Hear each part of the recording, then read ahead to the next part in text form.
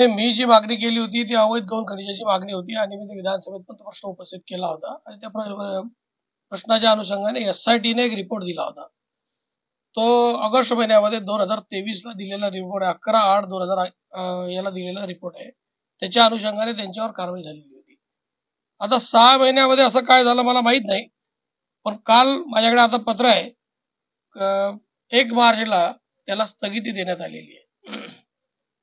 8 महिन्यानंतर स्थगिती दिली. 8 महिन्यानंतर सरकार म्हणत आहे की नैसर्गिक न्याय तत्वावर त्यांची बाजू मांडण्याची त्याला संधी दिली नाही.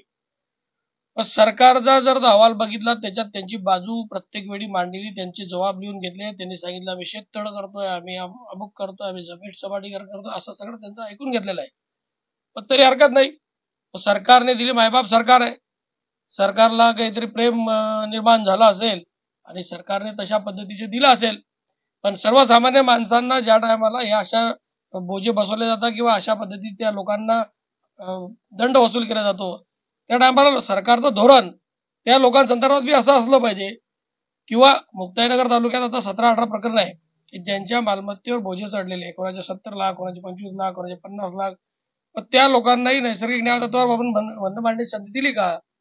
त्या लोकांना म्हणजे कायदा एकाला वेगळा एकाला वेगळा असं होत असेल तर मला वाटतं की सरकार कुठेतरी चुकतंय आणि मग कुठेतरी दाल में कुछ काला आहे. काय तुम्ही अजूनही पालकत्वाची वाट पाहताय? 95,000पेक्षा अधिकच्या कुटुंबाचे आयुष्य आनंदाने भरले आहे. आजच कॉल करा आणि मिळवा फर्टिलिटी ट्रीटमेंटवर सूट आणि सर्वांना द्या आनंदाची बातमी.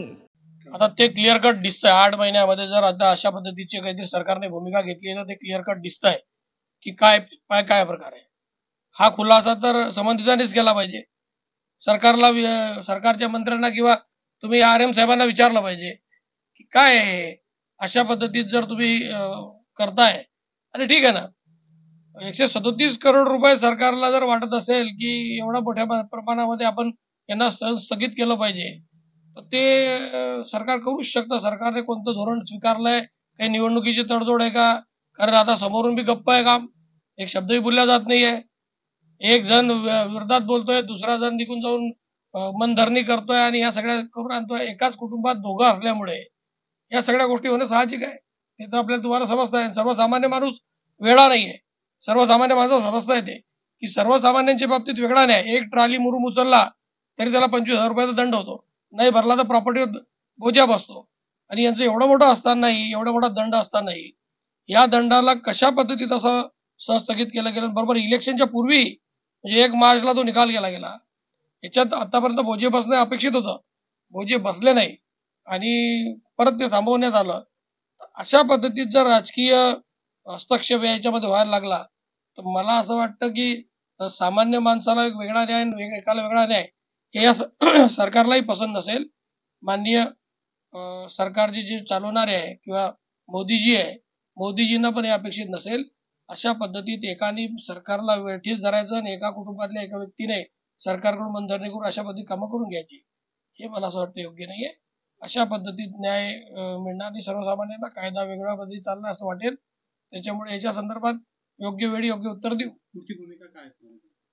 मी कोर्टात जाईल. मी या संदर्भामध्ये कोर्टात जाईल. कोर्टाच्या माध्यमातून तशी दाद मागेल आणि शेवटी काही लोकांना जो दंड झालाय तोही दंड पूर्ण माफ करा. त्यांचाही दंड हे करून टाका. अन्यथा सगळ्यांना एकच कायदा लावा. MLRC महसूल डिपार्टमेंटचा MLRC कायदा काय म्हणतो त्याच्याप्रमाणे कारवाई करा. तुम्ही त्यांचं म्हणणं ऐकलं नाही जर असं म्हणत असाल तर त्यांच्यावर जबाब माझ्याकडे आत्ता या क्षणाला आहे. जबाब ऐकूनच तुम्ही त्याच्यावर काय कारवाई केली आहे. पण त्या टायमाला SITने त्याच टायमाला केलं पाहिजे. SITचं उत्तर मी तुम्हाला सांगितलं ना, 11/8/2023ला मान्य महाशय आयुक्तांनी पत्र देऊन हे सगळं केलं. SITचा रिपोर्ट देऊन केलाय. सरकारने तो मान्य केलाय. 7-8 महिन्यानंतर कसं त्यांच्या लक्षात आलं? हे तर हायकोर्टापर्यंत गेले होते ना, समोर जे हायकोर्टात गेले होते. हायकोर्टाने त्यांची बाजू ऐकली नाही, त्यांची याचिका फेटाळली. त्यांना सांगितलं 25% पैसे भरा आणि नंतरच आपण तुमच्या संदर्भात आपण हिअरिंग घेऊ. असं असताना सरकारने त्या काळात ऐकलं नाही. आज काय ऐकलं? म्हणजे निवडणुका समोर आहे म्हणून अशा पद्धतीत होत असेल तर योग्य नाही.